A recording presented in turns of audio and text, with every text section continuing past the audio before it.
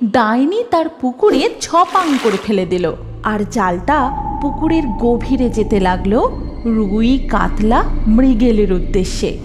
কালবৈশাখীর তুমুল ঝড় আর মুষলধারে বৃষ্টির জল মেছো ডাইনির পুকুরকে ভরিয়ে দিয়েছে। মেছো ডাইনি সাধ করে যে রুই কাতলা মৃগেল চাষ করেছিল সেই সব মাছগুলো পুকুর থেকে উঠে ডাইনির বাড়ির উঠানে মনের সুখে লাফালাফি করে বেড়াচ্ছে। ঝড় বৃষ্টি ক্রমেই বেড়ে চলেছে। এদিকে মেছো ডাইনি ঘরে বসে বসে ভাবতে থাকে, আমার সাধের রুই কাতলা মৃগেল মাছগুলো কি করছে কি জানি। যদি আমার পুকুরের জল আজ ভর্তি হয়ে যায় তাহলে সব কটা মাছ পালাবে। দরজাটা খুলে একবার দেখে আসি বেটাগুলো কি করছে। এই তুমুল ঝড় বৃষ্টিতে মেছো ডাইনি তার দরজা খুলতেই উঠানে দেখে বেশ কিছু মাছ মনের আনন্দে লাফালাফি করছে। হ্যাঁ, যা ভেবেছি তাই।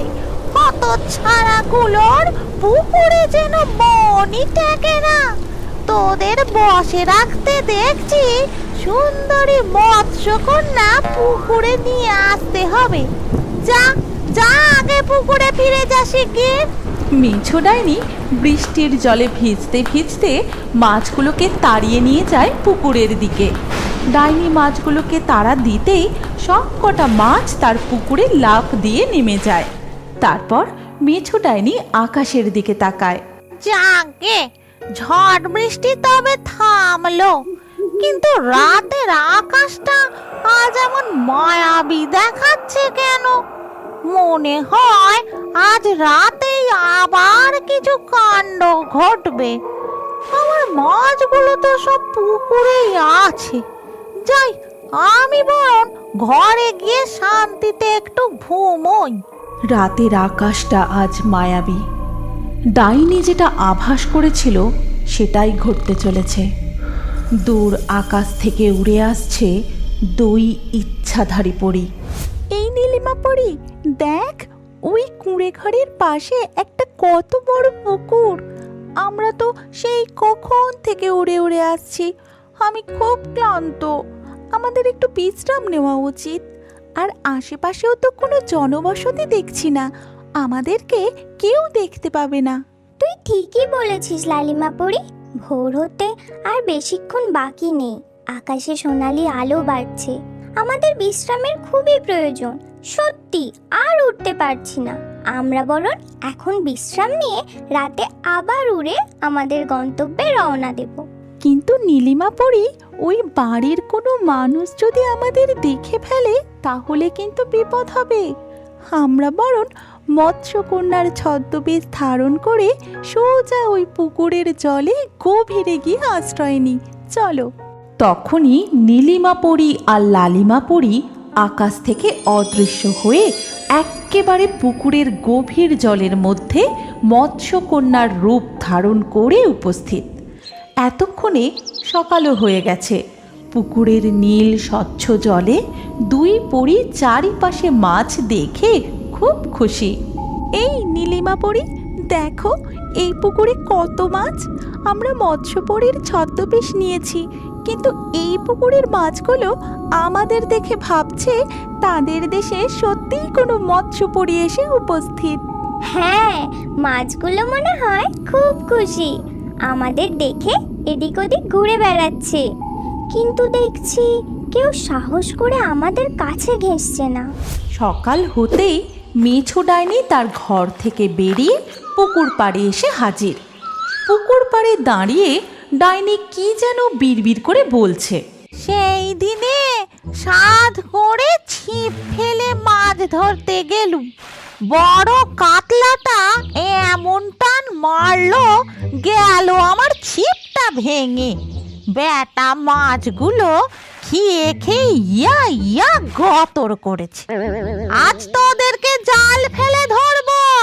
খুব পালালি সেদিন আমার ছিপ ভেঙে, এবার পালানো বের করছি। পুকুরের পাড়ে থাকা জালটি হাতে নিয়ে ডাইনি তার পুকুরে ছপাং করে ফেলে দিল, আর জালটা পুকুরের গভীরে যেতে লাগলো রুই কাতলা মৃগেলের উদ্দেশ্যে। লালিমা, লালিমা সরে যাও ওখান থেকে, তাড়াতাড়ি সরে যাও। নীলিমা পরীর কথা শেষ হবার আগেই লালিমার উপর ডাইনির সেই জাল এসে তাকে ঢেকে দেয়। এ কি, এই মাছ ধরার জাল কোথা থেকে এলো? এই জলের মধ্যে আমি এমন বন্দি হলাম কেন? নীলিমা পরী, আমায় মুক্ত করো, আমার বড় ভয় করছে, মুক্ত করো আমাকে। নীলিমা পরী, নীলিমা পরী। আমরা দুজনই যে ইচ্ছাধারী পড়ি, আমাদের কাছে যে আর কোনোই মায়াবী শক্তি নেই। কি যে করি কিছুই বুঝতে পারছি না। নীলিমা পরী, আমায় যে এই জালে করে কেউ টেনে উপরের দিকে নিয়ে যাচ্ছে, তাড়াতাড়ি রক্ষা করো আমায়, এই জাল থেকে মুক্ত করো আমায় নীলিমা পরী। আহা, মনে হয় আজ আবার সেই বড় কাতলাটা জালে পড়েছে। কি শক্তি বাবারে, টেনে তুলতেই পারছি না জালটা। খেয়ে খেয়ে যা গতর করেছে, বেটাকে টেনে তুলি, তারপর ভেজে মনের সুখে খাবো। মেছো ডাইনি তার সর্বস্ব শক্তি দিয়ে ধীরে ধীরে জালটা টেনে তুলতে থাকে। আমি আমার সর্বস্ব শক্তি দিয়ে এই জাল টেনে পুকুরের আরো গভীরে নিয়ে যাওয়ার যতই চেষ্টা করছি, ততই আমার হাত উপরে শক্তির কাছে অসাড় হয়ে আসছে। আর আর হয়তো তোমায় বাঁচাতে পারলাম না লালিমা। ডাইনি তার জাল টেনে টেনে প্রায় সবটাই জল থেকে তুলে ফেলেছে। এখন স্পষ্ট দেখা যাচ্ছে তার জালে আজ কি ধরা পড়েছে। ও মা, এটা আমি কি দেখছি? অর্ধেকটা মায়াবী সুন্দরী মেয়ে, আর অর্ধেকটা কেমন যেন মৎস্যের মতো। তবে কি আমি যা ভাবছি এই প্রাণীটা সেটা নয় তো? যাই যাই, ঘর থেকে দৌড়ে আঁশবটিটা নিয়ে আসি। মেছো ডাইনি তার জালে পড়া ওই অদ্ভুত জীবটিকে দেখে মনের আনন্দে লাফাতে লাফাতে তার ঘরের দিকে চলে যায়। এদিকে ঠিক তখনই লালিমা পরীর মাথায় বিদ্যুৎ বেগে এক ফন্দি খেলে যায়। আচ্ছা বন্ধুরা, তোমরাই বলো তো, তাহলে লালিমা পরীর আজ কি হতে চলেছে? ডাইনি কি আঁশবটি দিয়ে তাকে, নাকি অন্য কিছু হতে চলেছে? কমেন্টে তোমাদের ভাবনাটা অবশ্যই জানাও আমাদের। একদিন এক কিং কোবরা রাস্তা ভুলে গিয়ে সুরমেই জঙ্গলে এসে উপস্থিত হয়। এই সুরমেই জঙ্গলে তেমন কেউ খুব একটা আসতো না। এই জঙ্গলে অদ্ভুত অদ্ভুত সব ঘটনা ঘটতে থাকতো, সেই জন্য কেউই এই জঙ্গলের পথে আসতো না। কিন্তু সে এসে পড়েছিল। রাস্তা হারিয়ে ফেলার পর সে একটা বড় জলাশয়ের কাছে এসে উপস্থিত হয়। কিংকোবরা ক্লান্ত হয়ে সেই জলাশয়ের পাশে শুয়ে পড়ে এবং সেইখান থেকে জলও খায়। তারপর তাকে চমকে দিয়ে তার সামনে এসে একটি সুন্দর জলপরি উপস্থিত হয়। সেই জলপরীর গোটা শরীর জুড়ে অনেক অনেক গয়না এবং অনেক দামি পোশাক ছিল, যেটা দেখে ওই কিং কোবরার তো খুব লোভ বেড়ে যায়। সে ওই জলপরীর শরীর থেকে সমস্ত গয়না আর দামি পোশাকটা ছিনিয়ে নিতে চাইছিল। তাই সে সময় নষ্ট না করে সেই কিং কোবরা জলপরীর উপরে হামলা করে দেয় এবং জলপরীকে জড়িয়ে ধরে। কিন্তু ঠিক সেই সময় সেখানে একটি ড্রাগন এসে জলপরীকে সাপের হাত থেকে মুক্ত করে এবং নিজের মুখ থেকে আগুন বার করে ওই কিং কোবরাটাকে মেরে ফেলে। আপনি চিন্তা করবেন না রাজকুমারী মোহিনী, আমি যতদিন আছি ততদিন আপনার কেউ ক্ষতি করতে পারবে না। তবুও যদি কেউ আপনার ক্ষতি করার চেষ্টা করে, আমি তাকে মেরে ফেলবো। আর আপনাকেও নিজেকে রক্ষা করতে শিখতে হবে, আর তাতে আমি আপনাকে সাহায্য করব। নয়তো এই পৃথিবী খুবই স্বার্থপর। সবাই এসে আপনার গয়না আর হিরে চুরি করার চেষ্টা করবে। এই ঘটনার পরে অনেক বছর কেটে যায়। এখন রাজকুমারী মোহিনী নামের যে জলপরী ওই জঙ্গলে বসবাস করে, সে নিজেকে অনেক বেশি শক্তিশালী বানিয়ে ফেলেছিল। অনেক বছরের তপস্যার পরে সে এমন এক জাদুবিদ্যা অর্জন করেছিল যেটার দ্বারা সে যে কোনো কাউকে নিজের বশে করে নিতে পারত। কিংকোবরার পরেও আরও অনেকে সেই মোহিনী নামক জলপরীর কাছ থেকে ওই হিরে জহরতগুলো ছিনিয়ে নিতে চেয়েছিল, কিন্তু তাদের সবাইকেই মোহিনী নিজের বশে করে নেয়। তারপর তাদের কাউকেই আর ছাড়ে না।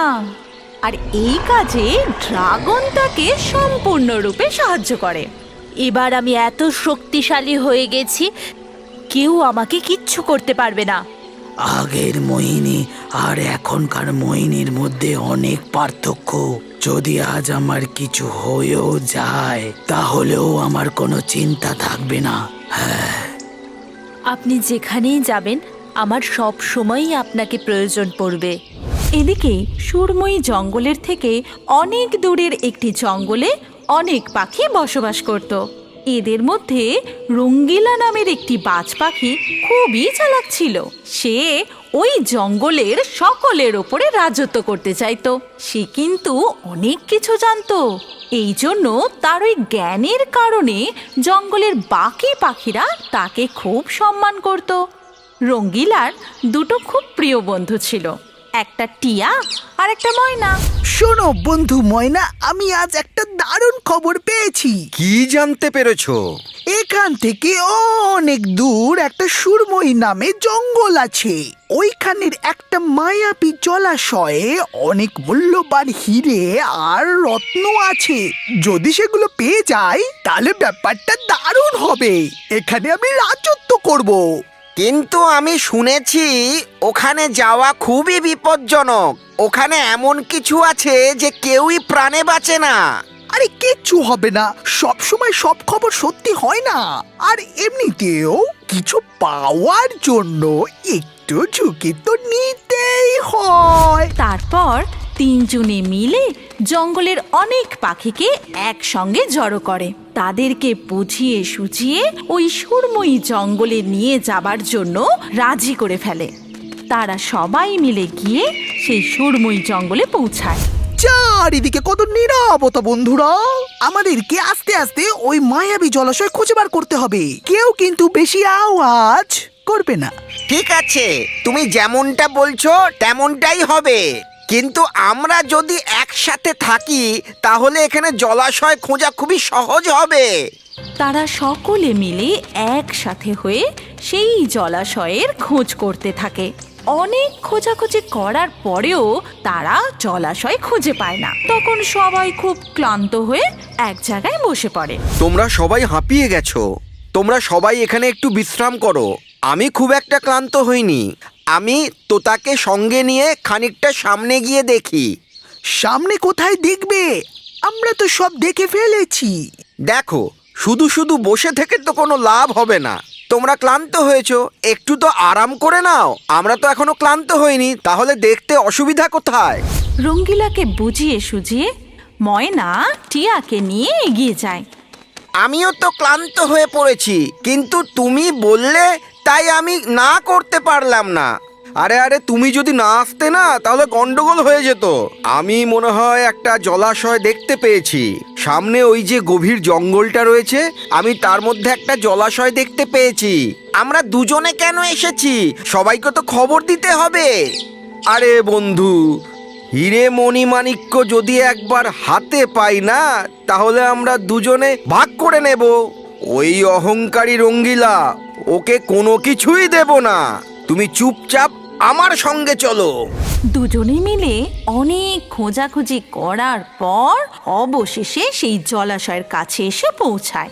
ময়না সেখানে পৌঁছে মনে মনে ভাবে যে যদি একবার ওই মহামূল্যবান রত্নগুলো আমি হাতে পেয়ে যাই তাহলে এই পুঁচকে টিয়াকে আমার রাস্তা থেকে একেবারে সরিয়ে দেব। এটাই ওই জলাশয় কিনা তা আমরা কি করে জানবো? আমি বরং একটু জল খেয়ে দেখি।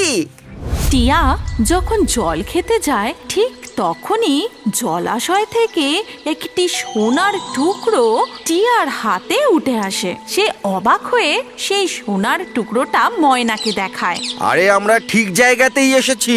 আরে এটা তো সেই জলাশয়। তারপর তাদের দুজনকে চমকে দিয়ে মোহিনী সেই জলাশয়ের ভেতর থেকে উপরে উঠে আসে। তার সেই সুন্দর রূপ দেখে টিয়া আর ময়না তো অবাক হয়ে যায়।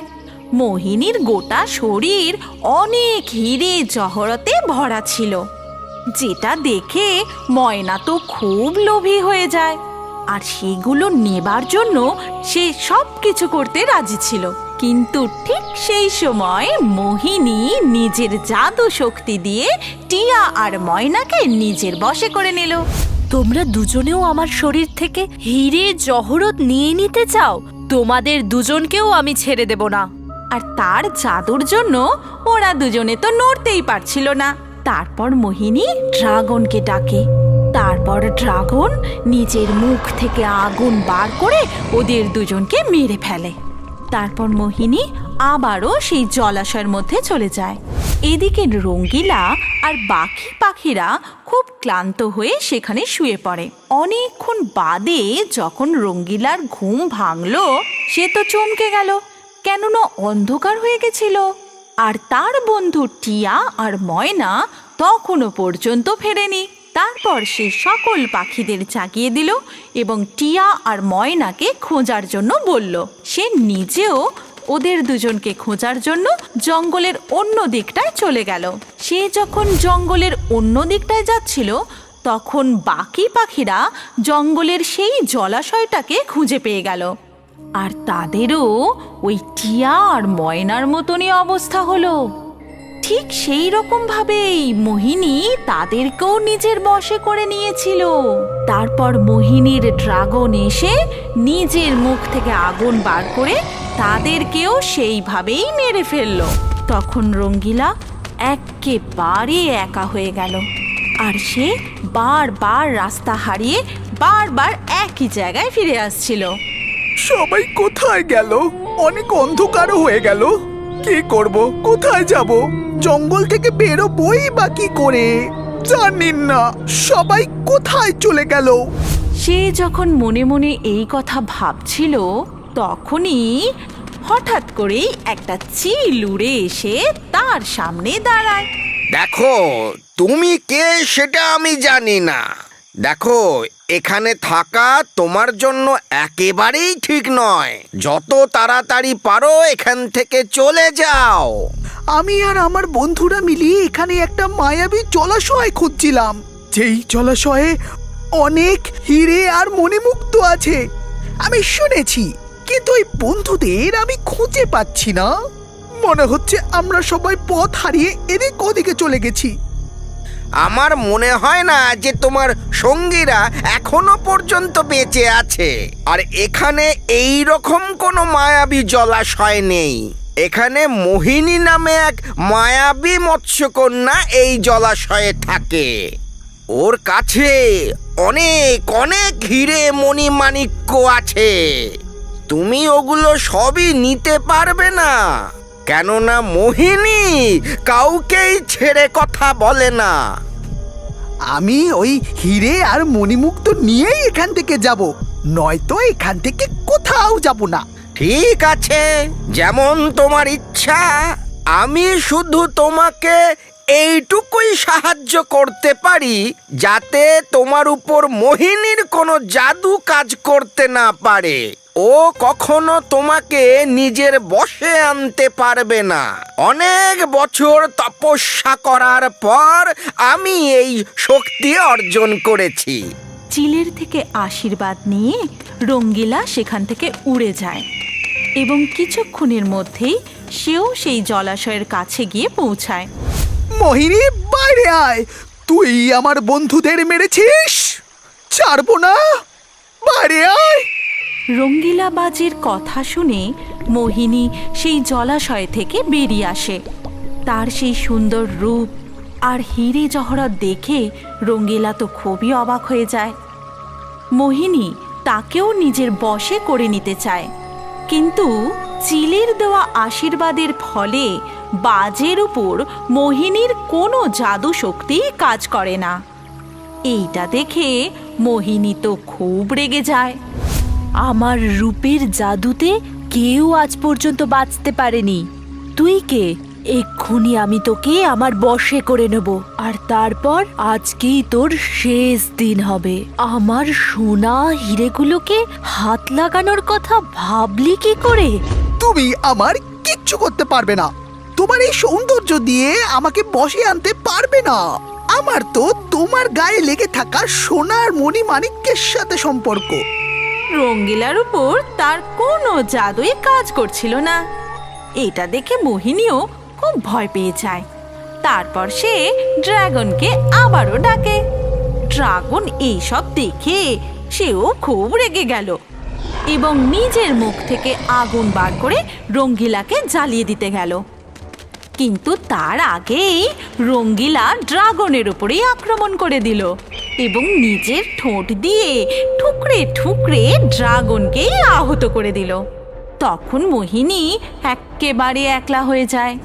আর এই সব দেখে মোহিনী তো মনের দুঃখে জলাশয়ের মধ্যে চলে গেল। পালিয়ে কোথায় যাবে? তোমরা আমার বন্ধুদের মেরেছো, আমিও তোমার বন্ধুদের মেরে দিয়েছি। এবার চুপচাপ তোমার সব মণিমাণিক্য হিরে আমাকে দিয়ে দাও। আর রঙ্গিলার কথা শুনে মোহিনী আবারও জলাশয় থেকে বেরিয়ে আসে। কিন্তু তার এত বছরের পুরনো বন্ধু মারা যাওয়াতে সে খুবই দুঃখী ছিল আর খুব কাঁদছিল। কিন্তু তাকে এমনভাবে কাঁদতে দেখে রঙ্গিলা বাজেরও মনটা খারাপ হয়ে যায়। তুমি আমার বন্ধুদের মেরেছো, আর তোমার শরীরের হিরে মণিমাণিক্য দেখে আমি লোভী হয়ে গেছিলাম। আমাকে ক্ষমা করে দাও, আমি তোমার বন্ধুকে মেরেছি। দাঁড়াও, আমিও আমার সঙ্গীর সাথে মিলে অনেক জনকে মেরে ফেলেছি, কারণ সবাই আমার থেকে এইসব দামি জিনিস ছিনিয়ে নিতে চেয়েছিল। কিন্তু তুমি আমাকে একা ধরা সত্ত্বেও কিচ্ছু করনি। তার উপরে তুমি লোভী হওয়ার কারণে আমার থেকে ক্ষমা চাইছো। তার জন্য আমি তোমাকে আমার শরীর থেকে একটা দামি হীরের হার দিচ্ছি।